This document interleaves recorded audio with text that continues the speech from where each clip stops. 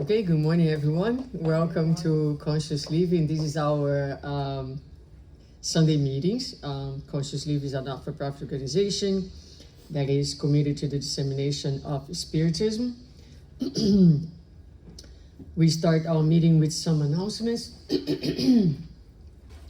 So we have coming up the 19th U.S. Spiritist Symposium that's going to happen in Michigan. It's happening this year in Michigan, September 20th.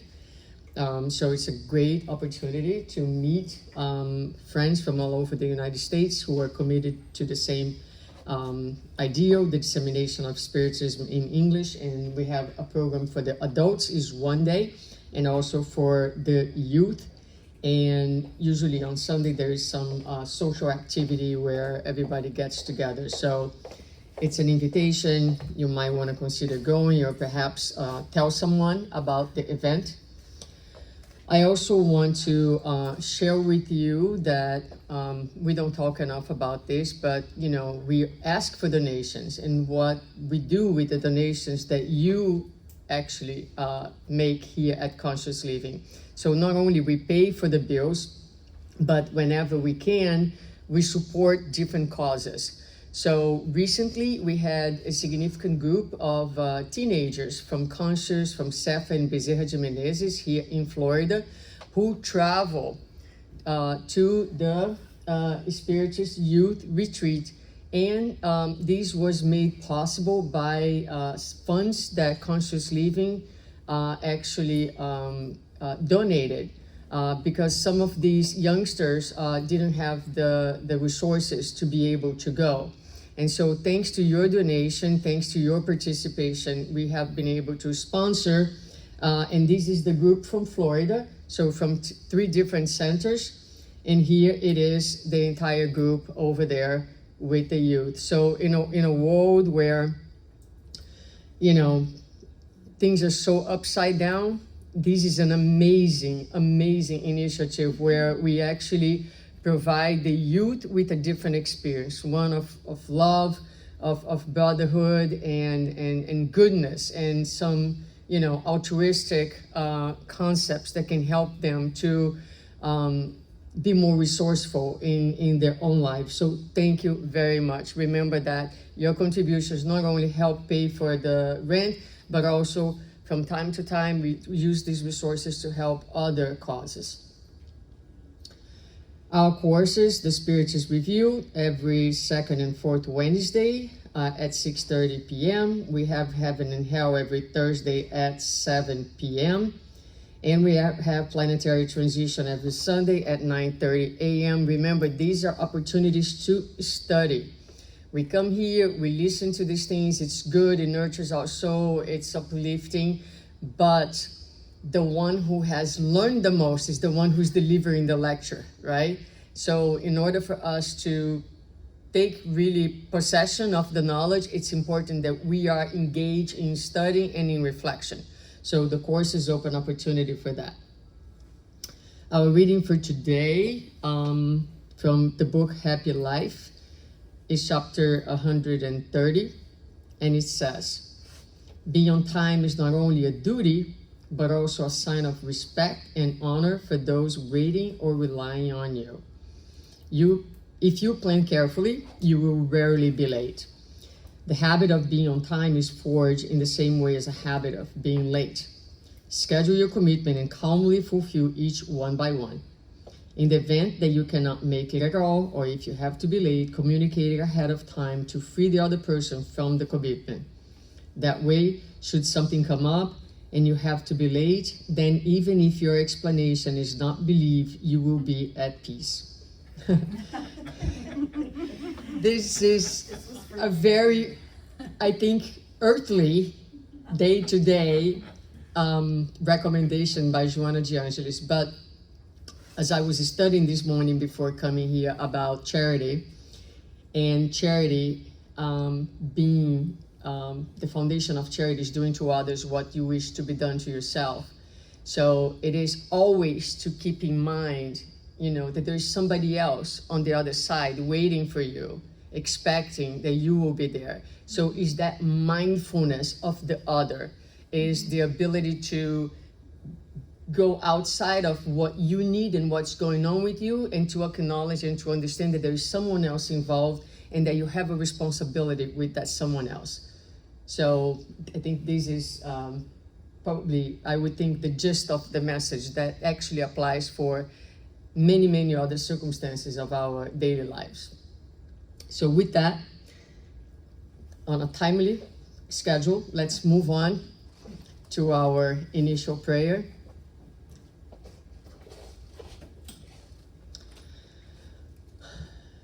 Let's take a moment to take a deep breath in and just let our body relax with the breathing. We're here. We made it. This is the gift of the moment. Let us be present and let us connect with the higher spirits, our mentors, and all the spirituality present, and ask God together to be with us and to help us to be with God, to help us to be fully present, to appease our hearts and our souls with our anguishes, troubles, anxieties, and breathe in trust and be present to receive the nourishment that comes from the gospel and the spiritist philosophy. We are thankful for this opportunity. We ask the good spirits to guide, to inspire, and to support our friend Andreia, who will be delivering the message for today, and for all of us to be connected and open to receive the seeds of love. Thank you so much, and so be it. All right, my dear friends, today we have Andreia, who is going to talk about do not hold on to resentment. Okay?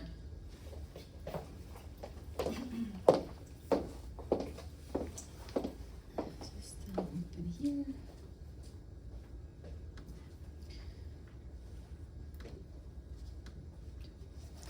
Well, good morning, everyone. Good evening, wherever you may be, if you're accompanying from home. For some reason, this is a little broken down, but that's okay. We'll be sure to read the sources that we have used for our study today. We were inspired to do this study based on a message from the book Courageous Actions in Order to Live in Peace. It is a book by the medium Raul Teixeira and various spirits, but the one that psychographed, the one who brought him the message that he psychographed was his mother, Benedita Maria. So it's a very special message, and we also utilized the book Thoughts on Life by the medium Chico Xavier through the spirit Emmanuel, and also Letters and Chronicles from Beyond, also Chico Xavier, but delivered by the spirit Humberto de Campos, also known as Brother X. And of course, we always resort to the Gospel according to Spiritism and the Spirit's book to bring us even more of the foundation on our thought today. So do not hold on to resentment. It's interesting, the title of the book, Courageous Actions in Order to Live in Peace, because when we talk about resentment, according to the spirits, it takes a lot of courage to look deep within and find out the source of what is bringing us the feeling of being hurt, holding on to the resentments. And I just have a question for you guys as we go through, and you can think, through it. I want you to remember one action a year ago that brought you resentment. Just one, a year ago. If you don't remember, you're among the blessed ones because you've let go of it. You've been able to work through it. But if you still remember, you're also in the group of the blessed ones because you are aware of the feeling. You acknowledge that it is there. But the question is, what is the pathway that you're taking in order to let go of it? Because if the spirit is able to come through the medium and deliver a message stating, do not hold on to resentment, there's got to be meaning behind it. It's got to be an important topic for us to consider on our day-to-day. And this is what Benedita Maria wanted to do through the message. So we're going to start out with the books Letters and Chronicles from Beyond the Grave, in which the spirit Humberto de Campos brought us a message from a friend of his. This is on chapter 16 if you want to find that at home. Unfortunately, the book has not yet been translated into English, but the story is the story of Bellarmino Bicas. That's his name. And Humberto de Campos was in the spirit realm, so, bear here with me as we explain it. And he was in some activity, a fraternal activity in Beyond the Grave with Humberto de Campos. So Bellarmino Bicas approached him and said, hey, listen, I know that you have, some contacts that you can bring messages through in the material realm. Is that right? Meaning he knew that Humberto de Campos wrote through Chico Xavier's hands. Chico Xavier, known as the medium of the century. This was a book that is actually translated into English to allow us to dive into the greatness of the mediumship of Chico Xavier, in case you're wondering who he is. And so he said, hey, I know you've got connections, so I wonder if you can bring a message to those who may still find themselves in the material realm. And Humberto de Campos, he was a little bit taken back, but he proceeded to hear his story. And so he proceeded to say, well, I passed away when I was 58 years old. That's when I actually died. And I actually died following Spiritism for 20 years. So I was 38 when I got acquainted with Spiritism. And even with the knowledge that I had acquired with Spiritism, I was still a very unbalanced, feeling-wise type of individuals. I would get short with people. I would get hurt easily. I would blow up on everybody depending on, the type of circumstances, and often held on to resentments. Resentments that would take years for me to be able to let go of it. And I only realized the mistakes that I was making when I arrived in the spirit plane. Because the negative feelings that I held on to actually accompanied me, even though I was no longer in the physical body. Mm-hmm. But the thing is that I was supposed to live until the age of 80. And because of these negative feelings that I harbored, that I fed onto, I discarnated 22 years earlier than I was supposed to, arriving in the spirit plane as what Spiritism calls an indirect suicide. Meaning I didn't mean to, but the type of toxic feelings that I was bombarding my body with through my mental thoughts, through the feelings, through the connections that I was having with the same type of ill-feeling spirits from the beyond, I bombarded my body with the toxic illnesses, and so I discarnated before my time. I wanted you to tell my story. I wanted you to bring my story to those that may still have time to modify their existence, to seek health more than what medicine talks about. Meaning, I wish that people knew that they can make a difference in their lives, that they can have a life filled until they're supposed to discarnate at the appropriate time. So tell them, tell everybody on earth that bad mood can kill, that resentment kills, that anger kills. And it's interesting because when he talks about this, we wanted to understand a little bit about what he was saying, but Humberto de Campos decided to bring us, rightfully, what he promised he would. And so we decided to bring a little bit about Bellarmino Bicas, because he said that through the course of the years of 1936 through 1956, he took a daily note, he made a daily note of the fit bursts that he had, of the fit of angers, of the causes that caused resentment. So through this 20 years, he realized by taking notes of the ones that he remembered, that there were over 16,000 moments in the course of 20 years, almost 2 cases per day, that he lost his cool. That's what he was saying. And Humberto de Campos, he's kind of funny because he states at the end of the message, some people are going to think that this is made up, that the spirit was making this up to kind of make us be like, whoa, but no, this is a true case. And so he said, tell them, warn them, let my failure speak before others fall into the same abyss. Speak of the low, slow, silent danger of the chronic resentment. We talk about chronic pain, but he talks about chronic resentment. How a single moment of anger repeatedly, endlessly, can unravel a life filled with patience, where patience is not a weakness, but a strength. How serenity is a victory, and how forgiveness is a gift, not only to others, but first and foremost to ourselves. He ends up with the aspect of forgiveness. And so, in talking about resentment, I even mentioned this on our Tuesday meeting. A lot of time people seek spiritism to learn about immortality, about reincarnation, about the law of society, about mediumship.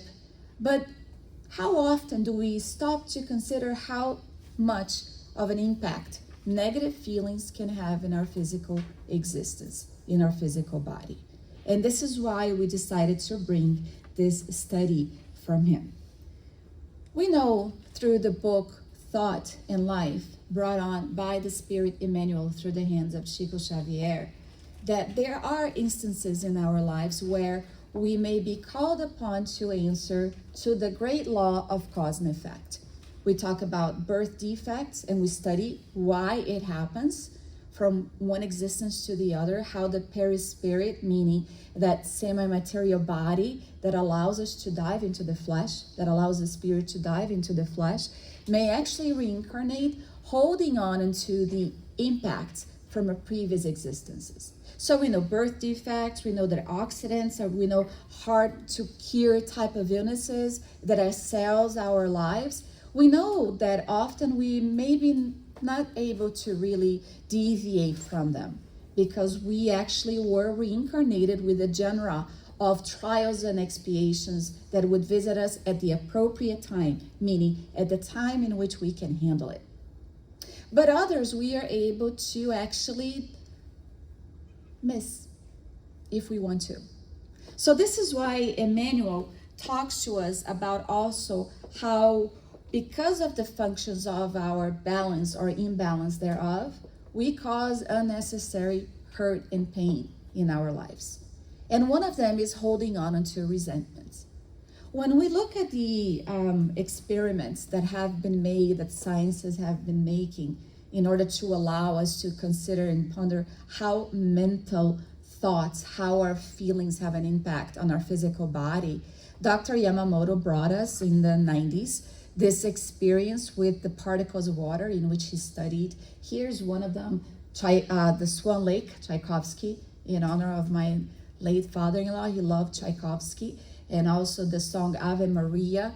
And on the other images, we see how ill feelings, the words, for example, the water before prayer.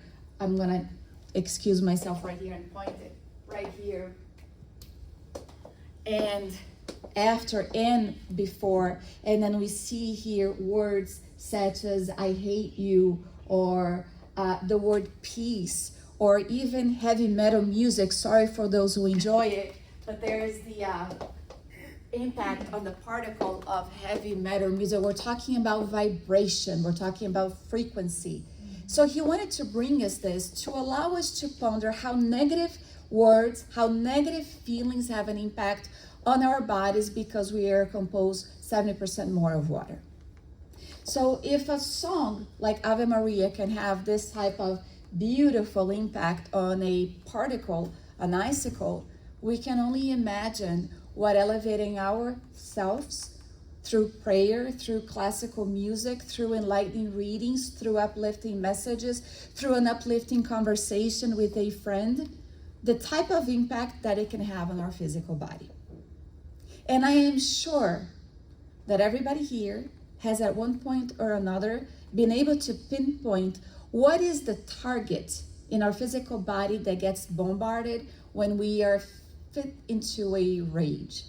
For example, my organ of impact is my digestive system. When I'm upset, when I'm sad, when I'm enraged, whatever the case may, I start in the stomach. So a few weeks ago, a dear friend discarnated, and I was so saddened by it that it affected my digestive system. And another way that you can tell if I'm nervous or if I'm angry is I get red right here, right? So I'm giving you guys a little hint so that you know when something's happening, whoa, Andreia's getting a little red there. So you may be able to think, what is your organ of impact? What happens to yourself, to your body, when you have a fit rage, when you're driving and somebody cuts you and you get impatient, little moments like that actually through the course of the day, if it adds up, how do we feel at the end of the day? Right? So this is the beautiful experiment that Dr. Yamamoto brought us. So here's what Benedita Maria said through the hands of Raul Teixeira. She said, every intense emotion hits the body like it is striking a delicate machine with a hammer. So let's consider a beautiful MacBook Pro, if you have it, or whatever PC you may have. And it's sitting there and it's a shiny new machine, and you take a hammer and you strike it. What's going to happen?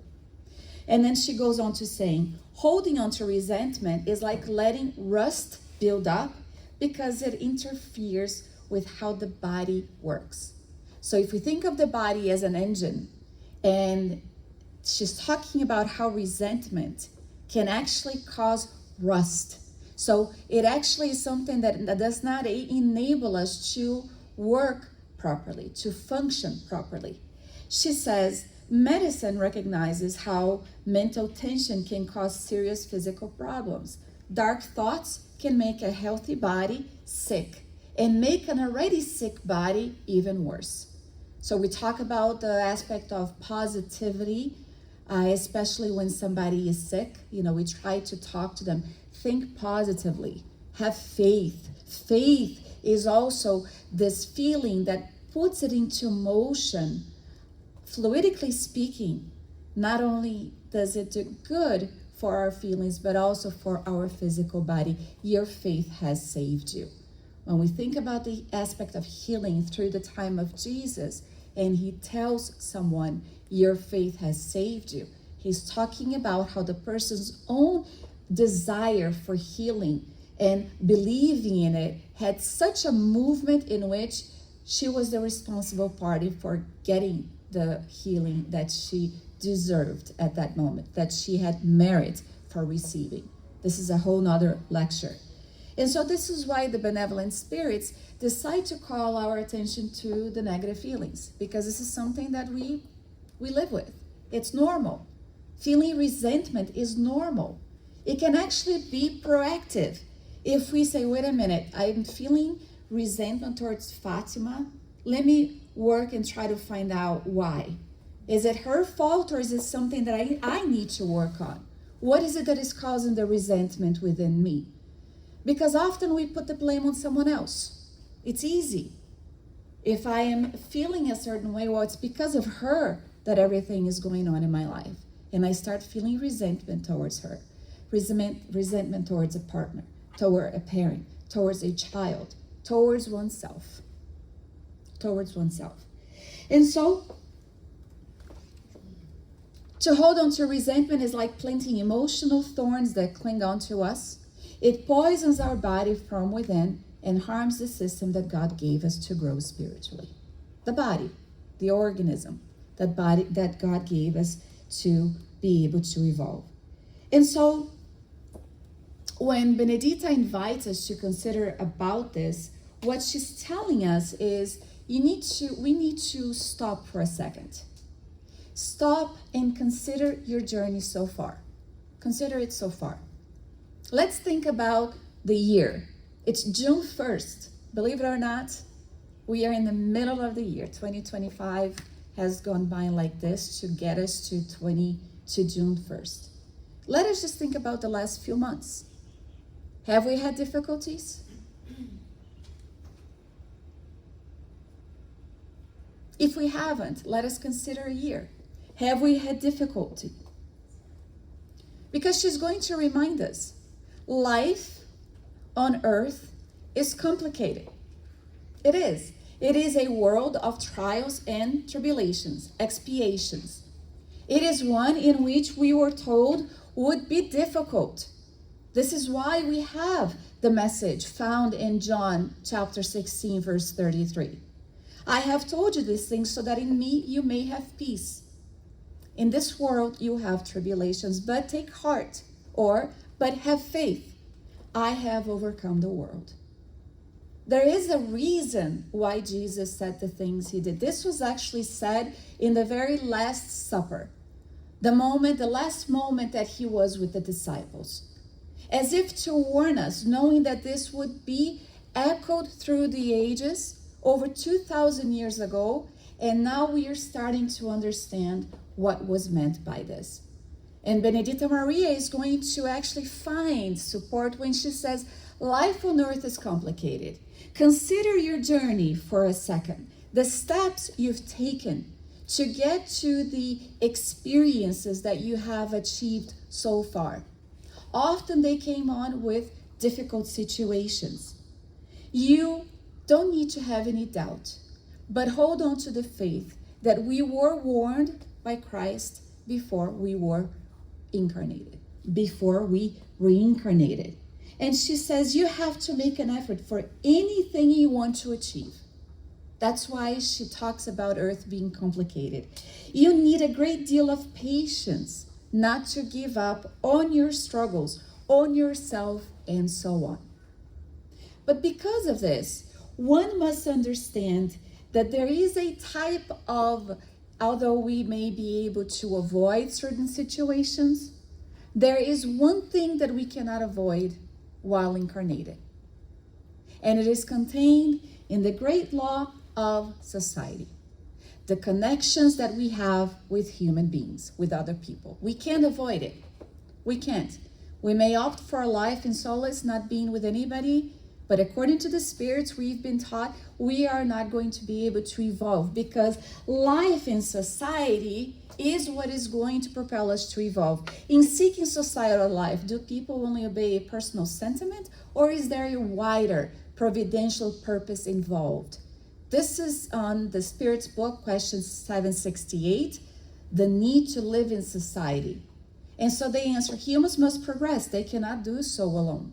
However, since they do not possess every faculty, they need contact with others. In isolation, they become brutish and withered. So the kind of relationships that we have, we can't avoid. They may be positive relationships, they may be negative ones. And when we find ourselves in a relationship, something that is bringing out something negative, Spiritism will teach us that it is there. Something is there to teach us something. So if something bugs me about Araceli, I need to be certain that I'm looking at myself, because the other is often a reflection of ourselves. It's what we need to work on. And so she's going to say, with this in mind, understanding that human relationships is something that we cannot avoid, that it's going to be often positive or negative, we cannot avoid that fact, we can conclude how unnecessary and unproductive it is to carry resentment and ill will deep within ourselves. No one on this planet is free from feeling hurt when they receive from others what they would rather not. Yet, likewise, no one is without fault. By their way of being, speaking, or acting, they inevitably cause hurt and annoyance to others, even if unintentionally. But in order for us to have this view right here, that as much as others can hurt us, annoy us, causing resentment, the opposite can also be truth. Somebody right now may be feeling resentment because of something that we did, something that we said. It may just have happened. It may have happened a while ago. I started to think about great people that we have come to admire. Mother Teresa, or Pope Francis. He died recently, but he did have a mission. Divaldo Franco, who just recently discarnated, another great medium that we have, over 300 books that were channeled by him. Many are coming in English. We have, at the moment, we're going to release 5 new books by Divaldo that he channeled. And I keep wondering, if they had held on to resentment, if they would have gone as far as they did. As much so that it would get the admiration of countless hearts around the world. If Paul of Tarsus held on to resentment, if he would have become the great disseminator of Christianity. And so when we see here Benedita Maria talking to us about how unproductive it is to carry resentment deep within ourselves, she's talking exactly about that.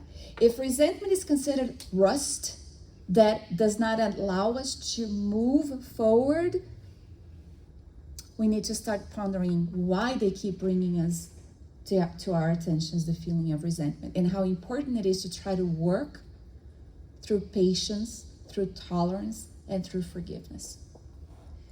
Now, if we ask somebody who's terminally ill today about something that they were feeling resentment towards, they're going to say, in face of what I'm facing right now, that's the last thing that I should worry about. It becomes this small.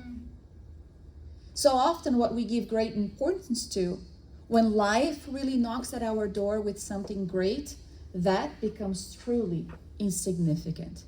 And then we realize how unnecessary it is to hold on to something. Often the person doesn't even know that we are hurting that bad. And it was unintentional. Like often we do. We hurt people unintentionally.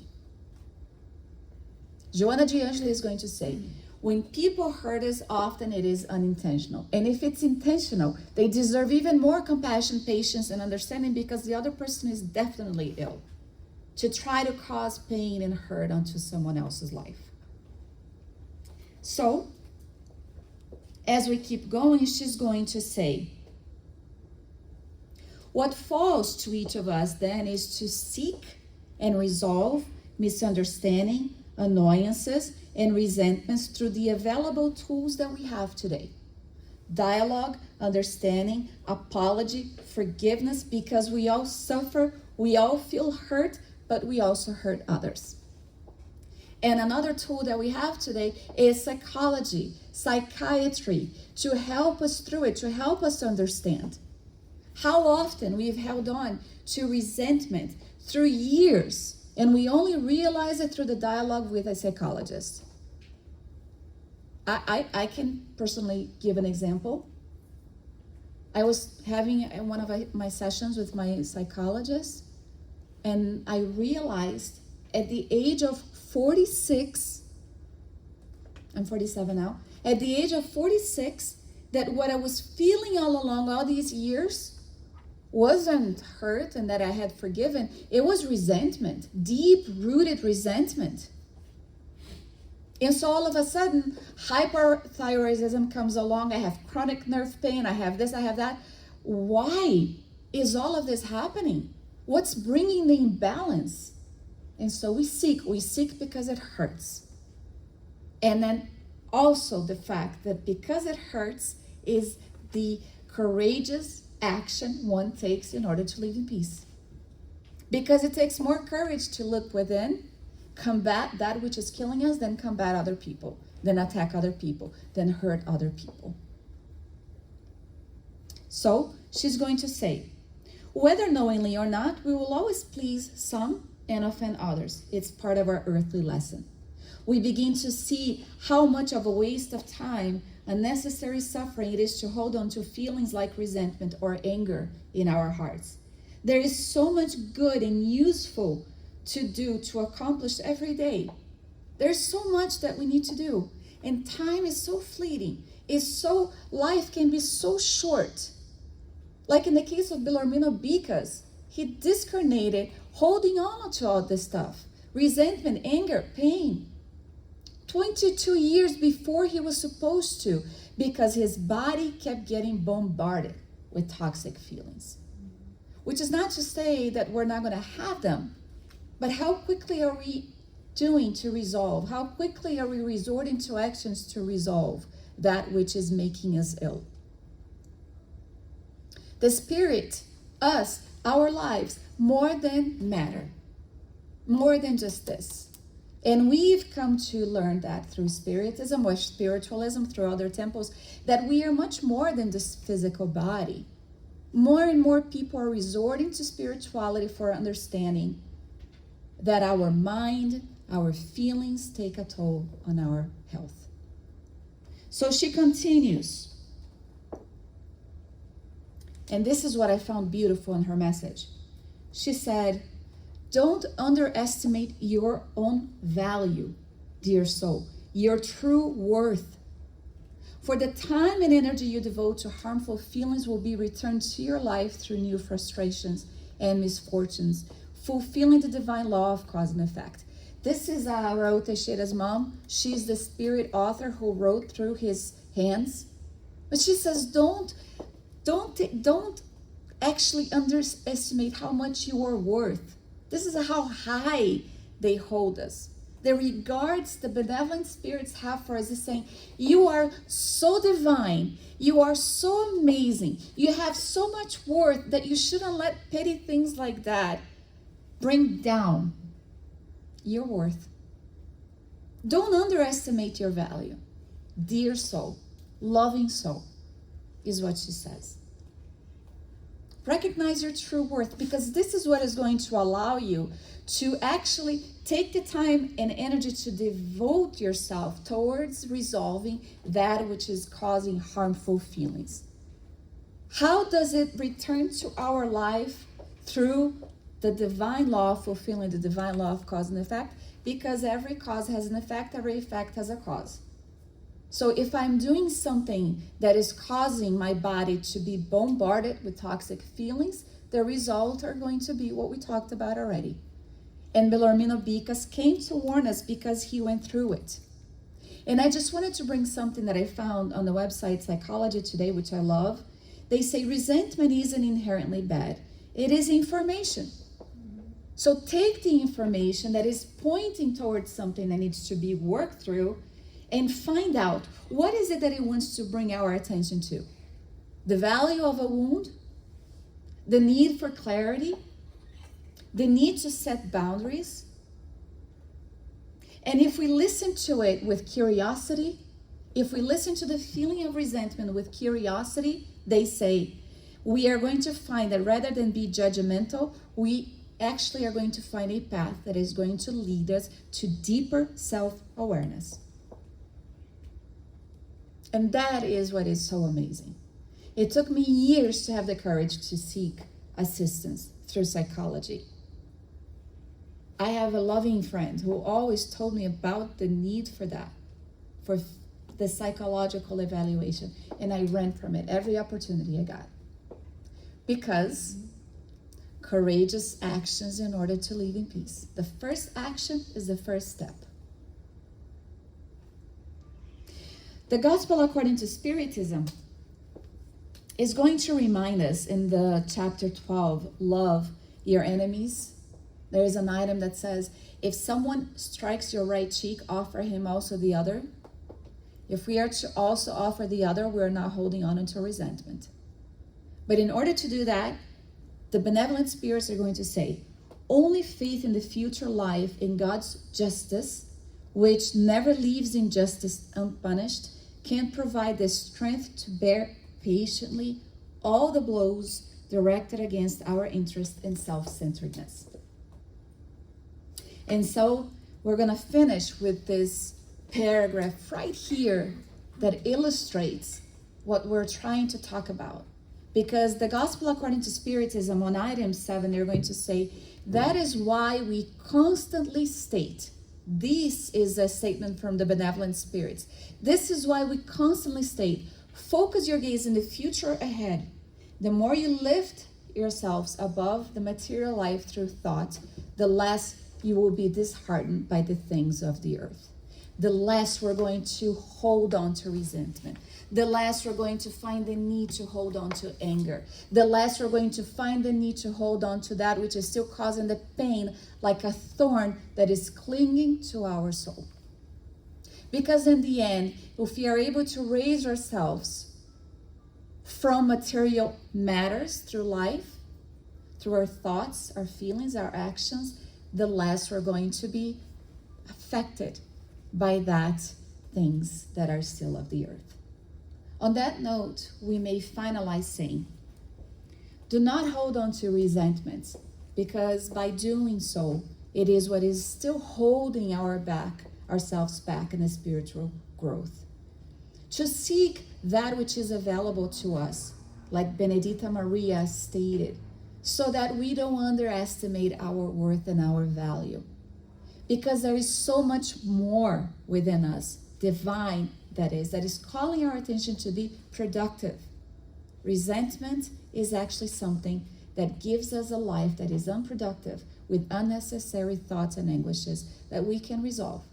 And even if it takes a few years, consider that sometimes the pain is just too great, and that is fine. But remember, it is also information. If it is there and it is causing pain, it's an opportunity for us to take a look at. Stop accusing the other, pointing finger at another, and realizing that we have the power to seek the information, the resolve, all of the matters that may be able to help us through anything that is holding us back through the negative feelings of resentment, pain, and hurt. Even if it takes a while, we are sure to get there. And with Bellarmino Bicas, who I'm not sure where he might be right now, deserves our gratitude for allowing us to receive this warning through the blessed hands of Chico Xavier and Humberto de Campos. On this note, I thank you for your attention, and I'll give the word back to Susanna. Have a wonderful day or night.